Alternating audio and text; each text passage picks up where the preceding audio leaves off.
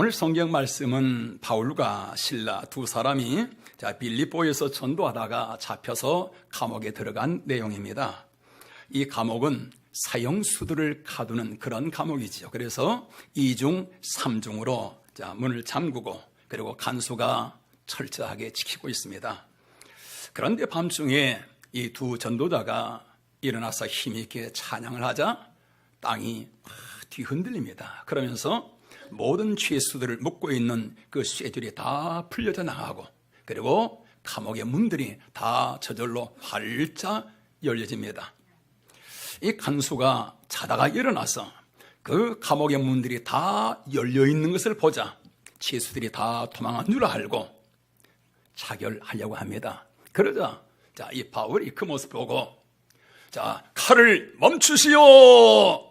우리가 다 여기 있습니다! 라고 말을 합니다. 그 말을 듣자 이 간수는 더 놀랍니다. 그래서 이 바울과 실라 앞에 와서 무릎을 꿇고 선생님, 내가 어찌하여야 구원을 받을 수 있겠습니까? 라고 묻자 구원받기를 원하십니까? 그러면 예수님을 믿으십시오. 그러면 당신과 당신의 가정이 구원을 받습니다. 예수님을 믿으세요. 라고 말합니다. 사람들은 살아가면서 한평생 많은 일을 하게 됩니다. 그런데 그 모든 일들 중에서 가장 잘하는 것은 여러분 무엇일까요? 우리 인생을 가장 아름답고 복되게 하는 것. 여러분, 오늘 여러분들은 그것이 무엇이라고 생각하시는지요? 그것은 바로 예수님을 잘 믿는 길일 것입니다.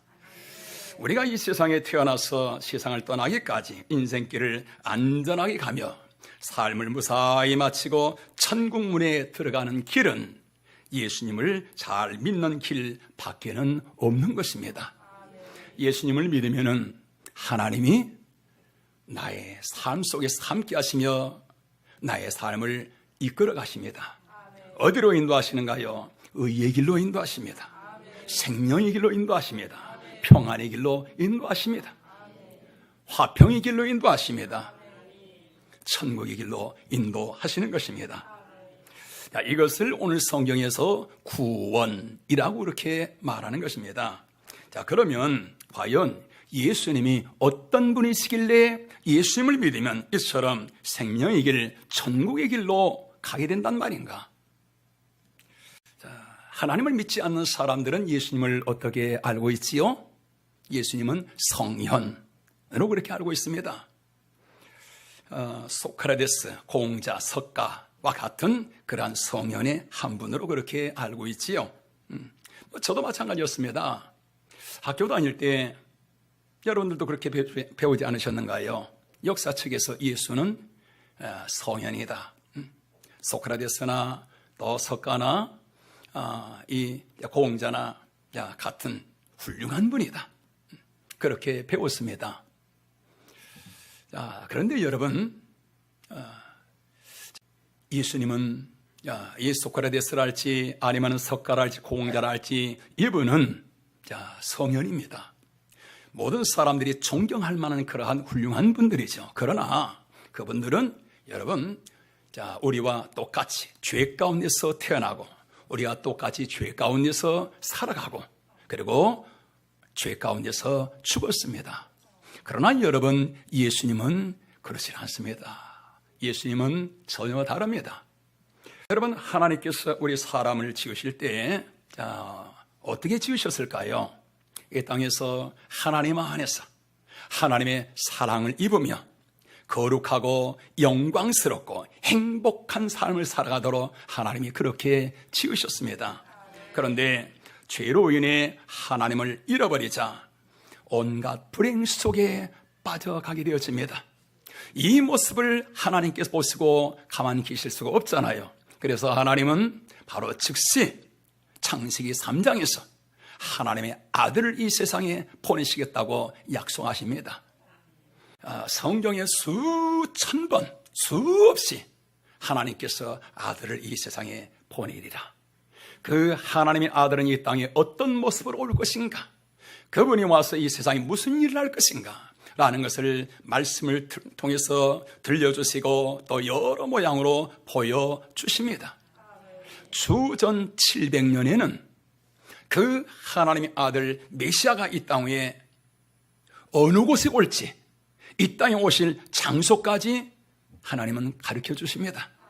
주전 1년 전에는 하나님의 천사들을 통해서 아들을 낳으리니 이름을 예수라 하라. 이는 그가 자기들의 죄에서, 그 백성들의 죄에서 구원할 자이심이니라. 라고서 하나님의 아들이 이 땅에 올 때 어떤 이름으로 올지 이름까지 알려주십니다. 그래서 예수님은 이 땅에 어떤 모습으로 오시는가요? 세상을 구원하기 위해서 오십니다. 그래서 누구든지 예수님을 믿게 되어지면 그의 모든 죄가 사해지며 구원받게 되어지는 것입니다. 예수님은 세상의 모든 죄를 다 온몸에 담당하시고 그리고 십자가에서 모든 죄를 다 청산해 버리십니다.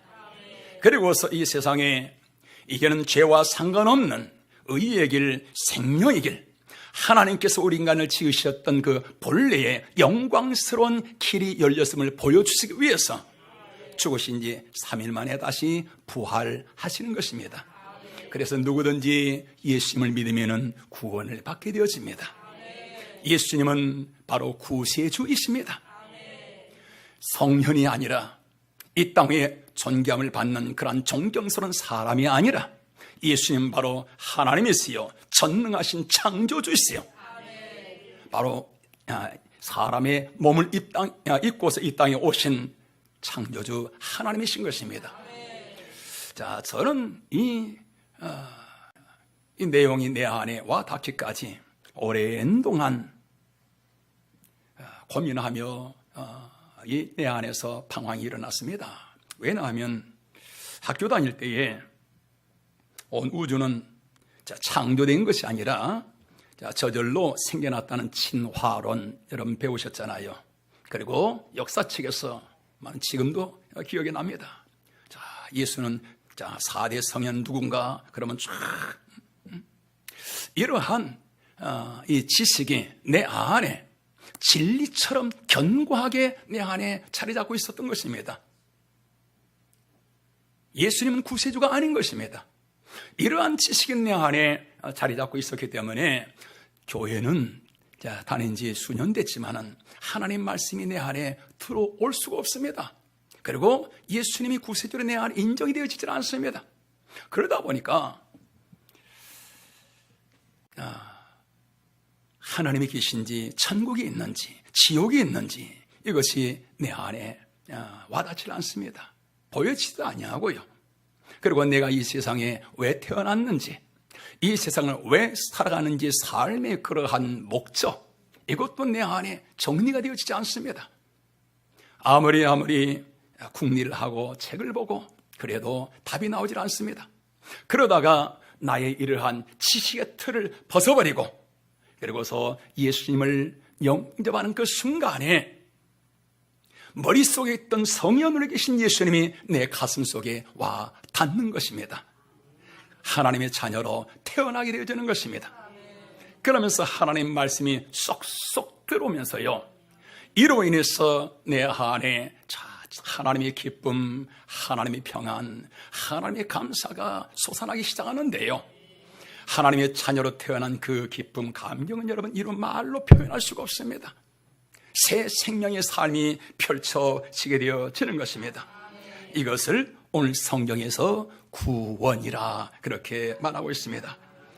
오늘 하나님 앞에 나오신 여러분들 중에는 구원받으신 분들도 계실 것이며 아직도 여러분의 지식의 틀에 갇혀있는 그런 분들도 계실 것입니다. 그러나 성도 여러분, 하나님이 없는 세상 속에서 배운 그 지식의 틀, 또 하나님이 없는 세상 속에서 살아가면서 여러분의 속에 갇혀진 그 생각, 여러분 이 시간은 다 내려놓으시고 하나님을 한번 찾아보시길 바랍니다. 하나님께서 오늘 말씀을 통해서 여러분을 만나 주실 줄로 믿습니다. 자, 오늘 성경 말씀 31절 말씀 같이 한번 읽어보실까요? 우리 같이 주 예수를 믿어라. 그래야하면 너와 네 집이 구원을 받으리라. 예수를 믿어라. 그래야하면 구원을 받으리라. 자, 여러분, 이 구원이 무슨 뜻일까요? 이 구원이라는 이 말에는 몇 가지 뜻이 있습니다. 이 구원 받으리라 이 말은 첫째는 죄 사함을 말합니다. 구원이라는 이 말은 죄 사함을 받으라 라는 말과 같은 말이지요. 자, 여러분, 죄 사함의 이 은혜가 얼마나 큰지, 여러분 얼마나 감격스러운지, 얼마나 놀라운 하나님의 은혜인지. 자, 얼마 전에 어떤 한 성도가 저에게 그런 얘기를 합니다. 목사님, 저는 예수님을 믿기는 한데 별로 받은 복이 없습니다 라고 그런 얘기를 합니다. 자, 여러분, 오늘 그 말에 여러분들 공감하시는 분들 계시는가요? 나도 그런데. 여러분들 어떻게 생각하십니까? 여러분, 예수를 믿는데 과연 받은 복이 없다. 여러분, 과연 그럴까요? 그러면 복이 과연 무엇이지요? 자, 오늘 이 이야기가 아마 도움이 될 것 같습니다. 전에 운전을 하면서 기독교 방송을 듣는데 어느 목사님의 설교가 나옵니다. 이런 내용입니다. 저에게는 생명처럼 소중한 것들이 있습니다. 아이들은 저를 아버지로 존경하며 따르고 아내는 남편으로 극진히 사랑해주며 교인들은 제법 좋은 목사로 저를 인정하고 있습니다. 그런데 저에게는 이러한 모든 것들을 단번에 깨버릴 수 있는 그러한 죄와 허물이 있습니다. 그동안에 제가 지은 이 죄가 만약에 10분의 1, 아니 100분의 1이라도 드러나며 공개되어진다면 저는 이 모든 것을 다 잃어버리게 되어집니다. 저를 아버지로 또 남편으로 목회자로 인정하는 이런 모든 것도 다 무너지게 되어질 것입니다. 모든 걸 다 잃어버리게 될 것입니다. 이것은 생각만 해도 끔찍한 것입니다. 그렇기 때문에 저는 죄의 결과가 사망이다 라는 이 말을 저는 100번 인정합니다 라는 그러한 말씀인데요. 저는 그 말씀 들으면서 나도 그런데, 나도 마찬가지인데 라는 그러한 생각을 해봤습니다. 저도 그렇습니다. 저도 지금까지 살아오면서 지은 죄와 허물들, 이러한 것들이 다 그대로 드러나게 되어진다면 모든 것 다 무너질 수밖에 없습니다. 이 시간 이 강단에 감히 설 수도 없습니다. 오늘 여러분들은 어떠신지요? 나는 예외인데, 나는 그렇지 않은데 하시는 분들 혹시 계시면 손 한번 들어보실까요? 제가 큰 상을 드리고 싶거든요. 아무도 없잖아요. 모든 사람은 다 이처럼 어디서 살아가는가요? 죄 속에서 살아가고 있습니다. 그러나 하나님은 내가 일평생 살아오면서 지은 모든 죄와 허물들을 다 아시면서도 하나님은 다 덮어주신 것입니다. 한 번도 하나님은 나의 죄를 들춰내시지도 아니하시고 아예 하나님은 기억에서 다 잊어버리신 것입니다. 그래야 하나님 앞에 내가 이처럼 당당하게 의롭게 살아갈 수 있도록 하나님은 나를 이처럼 세워주고 있습니다. 이는 이문 목사만이 아니라 예수님을 믿는 모든 사람들에게 하나님이 다 동일하게 주시는 죄 사함의 은혜인 것입니다. 이 죄 사함의 은혜가 얼마나 큰지 여러분, 이건 자다가도 감격스러워서 일어나서 춤을 출 만큼 그처럼 기쁘고 감격스러운 하나님의 은혜인 것입니다. 그러나 여러분, 예수님이 없는 세상 사람들은 어떤가요? 그들은 언젠가 터질 시한폭탄을 안고 살아가는 그러한 모습입니다. 겉으로는 다들 멋있습니다. 아주 훌륭합니다. 아주 그럴싸합니다. 그러나 그들의 모든 과거를 다 들춰내게 되어진다면 그의 삶은 아주 가관일 것입니다. 뿐만 아니라 모든 삶을 마친 다음에 하나님 앞에 설 때는 세상에서는 모든 것이 다 감춰졌다 한다 할지라도 하나님 앞에 설 때 여러분 모든 게 다 드러나잖아요. 일평생의 모든 지은 죄가 마치 영화 필름 돌아가듯이 하나님 앞에서 나의 일평생의 삶이 쫙 드러나게 되어지는데 여러분 그때 하나님 앞에서 나의 죄의 모습을 보면서 그 두려움과 그 괴로움과 그 고통은 여러분 말로 표현할 수 없을 것입니다. 나의 그 엄청난 한평생의 수많은 죄를 바라보면서 거기서 스스로 지옥으로 갈 수밖에 없게 되어지는 것이지요. 그러나 여러분 우리 예수 믿는 사람들은 어떤가요? 우리 성경 같이 한번 보실까요? 히브리서 10장 17절 같이요. 그들의 죄와 그들의 불법을 내가 다시 기억하지 아니하리라. 그들의 모든 죄와 모든 불법을 내가 다시 기억도 하지 아니할 것이니라. 하나님은 우리의 죄와 허물들을 사하여 주시는 정도로 끝나는 것이 아니라 아예 기억 자체도 하지 않는다고 말씀하십니다. 여러분 세상 것은 아무리 지워도 흔적은 다 남잖아요. 그러나 예수님을 믿으면 여러분 우리의 모든 죄와 허물들은 흔적도 없이 사라지게 되어지는 것입니다. 깨끗하게 완벽하게 제거되어지는 것입니다. 그렇기 때문에 예수 믿는 사람들을 보면은 그처럼 얼굴이 밝고 또 기뻐하고 평안하며 삶에 활력이 있는 것은 바로 이처럼 하나님 앞에서 죄 사함 속에서 하나님 앞에서 의로운 모습으로 살아가기 때문인 것이지요. 심령에 하나님의 나라 천국이 임하는 것입니다. 세상의 그 어느 무엇을 죄 사함에 하나님 앞에서 의로워지는 이곳에 여러분 비교할 수가 있겠습니까? 오늘 이 놀라운 은혜와 이 축복이 오늘 여러분에 임할 수 있기를 주님의 이름으로 축원합니다. 구원을 받으라. 이 말의 또 다른 뜻은 한번 따라 하실까요? 하나님의 자녀가 되리라. 예수님을 믿으면 성도 여러분, 우리의 영과 우리의 혼과 우리의 육의 삶의 근본적인 그런 변화가 일어납니다. 요한복음 1장 12절에 영접하는 자 곧 그 이름을 믿는 자들에게는 하나님의 자녀가 되는 권세를 주셨나니, 예수님을 믿게 되어지면 하나님의 자녀가 되는 권세가 임하게 됩니다. 여러분 이 말은 다시 말해서 하나님과 우리의 관계가 어떤 관계예요?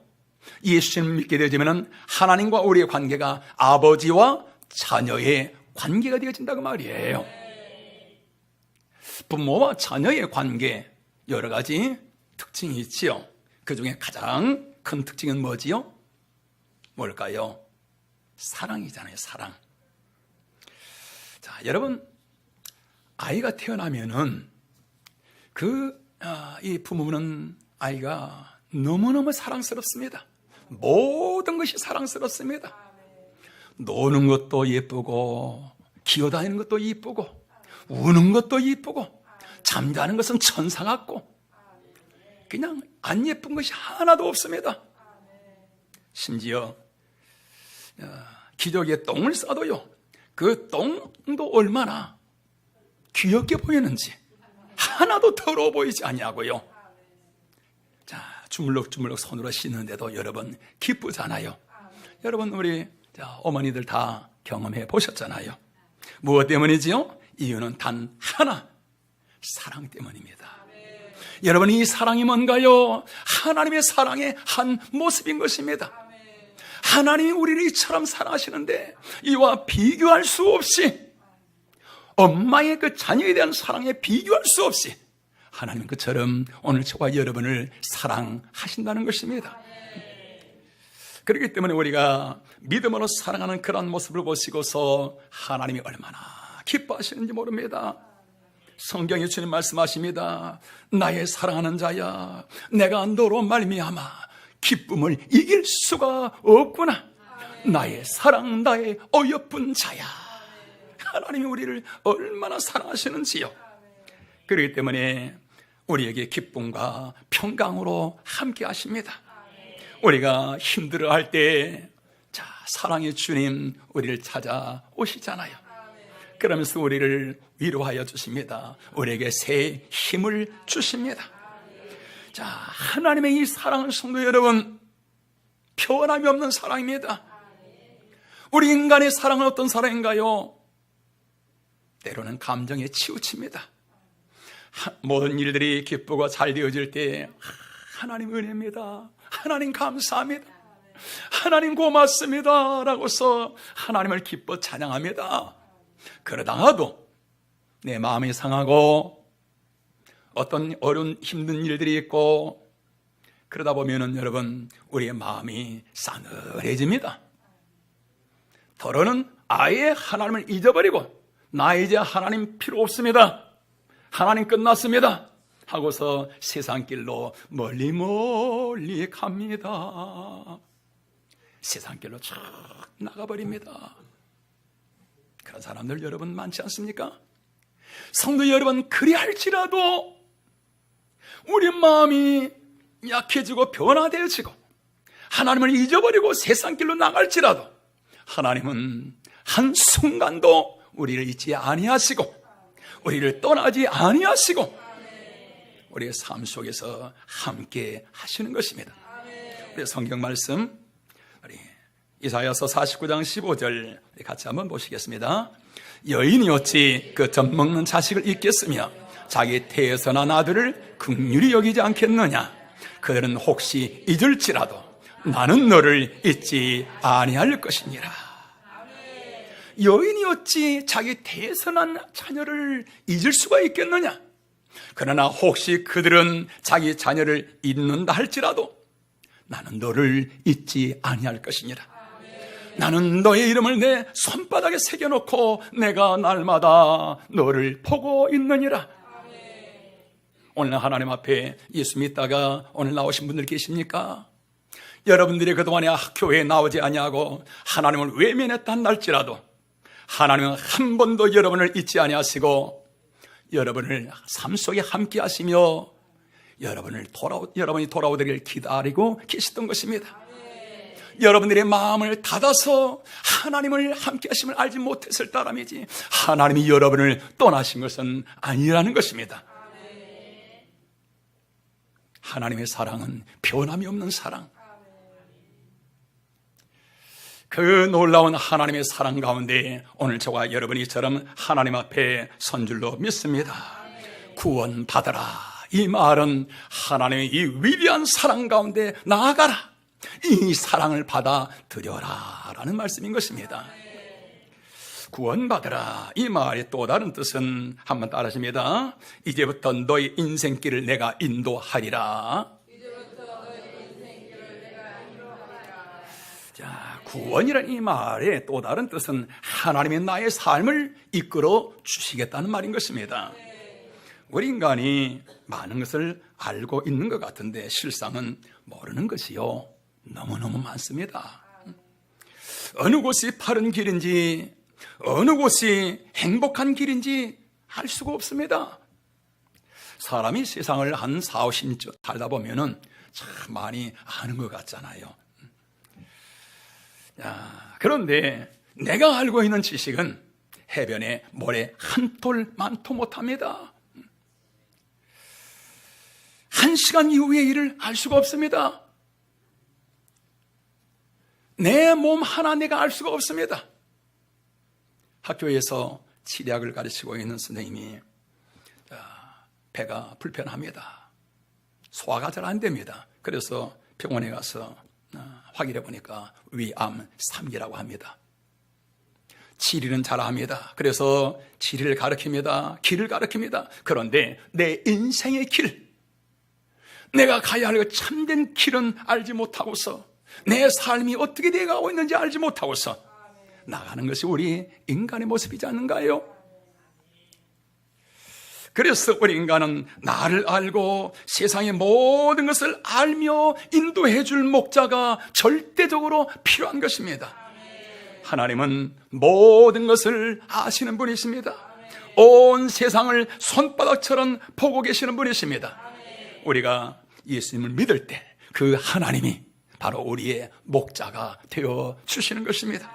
그래서 저 천국에 갈 때까지 우리의 길을 인도하십니다. 어느 길로 인도하시는가요? 우리를 의의 길로 인도하시는 것입니다. 생명의 길로 인도하시는 것입니다. 영광의 길로, 형통의 길로 인도하시는 것입니다. 그렇기 때문에 선한 목자 되신 예수님을 따라가는 사람들은 마치 노을 지는 강변에서 뛰노는 고깃떼처럼 그의 영혼이 기뻐 춤을 추게 되어집니다. 그야말로 행복자가 되어지는 것입니다. 우리 성도 여러분, 선한 목자 되신 하나님, 나를 위해서 죽기까지 생명을 내어주시며 사랑하시는 그 예수님, 우리는 그분을 믿고 그분의 인도하심을 따라 나가야만 될 줄로 믿습니다. 오늘 우리 처음 오신 분들은 지금까지 하나님을 모른 채 삶 속에서 바쁘게 살아오셨을 것입니다. 마치 지리 선생님처럼 내 눈앞에 보이는 것만 바라보며 살아오셨을 것입니다. 그런데 성도 여러분이요, 오늘 지금까지 살아온 여러분의 삶 속에 한번 돌아보시길 바랍니다. 여러분 삶 속에 참 만족이 있었습니까? 그처럼 힘들게 바쁘게 살아온 삶 속에 참 평안이 있으셨는지요? 세상에 어느 무엇보다도 귀하게 여긴 그 속에 하나님의 손길이 있으셨는지요? 여러분의 삶 속에 참 평안과 참 만족과 참 생명과 참 행복이 있지 않으셨다면 오늘 여러분의 생각을 바꿔보시길 바랍니다. 여러분의 갇혀있는 그 지식의 틀에서 여러분 벗어나서 오늘 예수님을 영접해 보시길 바랍니다. 그리하여 죄 사함을 받으며 하나님의 사랑을 힘입으며 하나님의 인도하심을 받으시기를 바랍니다. 여러분의 삶 속에 상상하지 못했던 생명의 역사가 일어나게 될 줄로 믿습니다. 꿈꾸는 듯한 그런 삶이 펼쳐지게 될 줄로 믿습니다.